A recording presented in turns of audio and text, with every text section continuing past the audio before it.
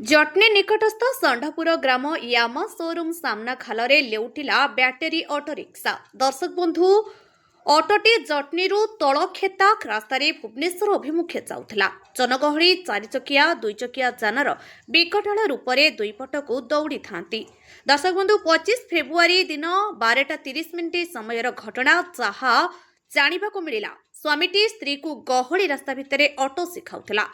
ଏହା ସବୁ ଉଭୟଙ୍କ ପ୍ରେମ ଭିତ୍ତିକ ଘଟଣା। ଉଭୟ ଦମ୍ପତିଙ୍କ ପ୍ରଥମ ପାହାଚ ଅବତୀର୍ଣ୍ଣ ହୋଇଥିବାରୁ ମୃଦୁପତି ଖାତିର ନ କରି ଅମାନୁଷିକ ଭାବରେ ଶିଖାଉଥିଲା। ତାହା ସହିତ ସ୍ତ୍ରୀର କଥା ଭାଙ୍ଗି ନ ପାରି ମୁଖ୍ୟ ରାସ୍ତାରେ ଶିଖାଉଥିଲା ଅଟୋ ରିକ୍ସା।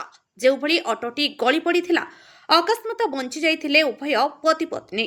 ଗହଳି ଭିତରେ ଯୁବକମାନଙ୍କ ସହଯୋଗରେ ଅଟୋ ରିକ୍ସାକୁ ଖାଲରୁ ଉଠାଇବା ସମ୍ଭବ ହୋଇଥିଲା। खोर्धा जटनी धीरेन प्रतिहारी रिपोर्ट आम ओडिशा खबर।